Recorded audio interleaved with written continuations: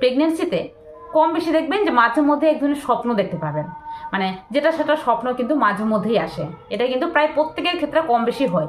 তবে বলা হয়ে থাকে যে এই সময় এক বিশেষ ধরনের স্বপ্ন কিন্তু যদি আপনার ক্ষেত্রে বারবার আসে তাহলে কিন্তু ছেলে সন্তান হতে পারে, বা আপনার পেটের মধ্যে ছেলে রয়েছে এটা কিন্তু ইঙ্গিত দিচ্ছে। সেটা কি? সেটা হলো সাপের স্বপ্ন আর মাছের স্বপ্ন। বিশেষত আপনি যদি শোল মাছের স্বপ্ন দেখে থাকেন বা কালো কালারের মাছের স্বপ্ন দেখে থাকেন, আর সাপ বলতে গেলে ফোনা তোলা সাপের স্বপ্ন যদি দেখে থাকেন, বেশ লম্বা একদম ফোনা তোলা সাপের যদি স্বপ্ন দেখেন, ঘন ঘন এই স্বপ্নটা দেখছেন, তাহলে কিন্তু বলা হয়ে থাকে যে আপনার ক্ষেত্রে ছেলে সন্তান রয়েছে, এটা কিন্তু ইঙ্গিত দিচ্ছে। যেটা কিন্তু অনেকের ক্ষেত্রে মিলে যায়, বিশেষত আমার ক্ষেত্রে কিন্তু এটা স্পষ্টভাবে মিলে গেছে।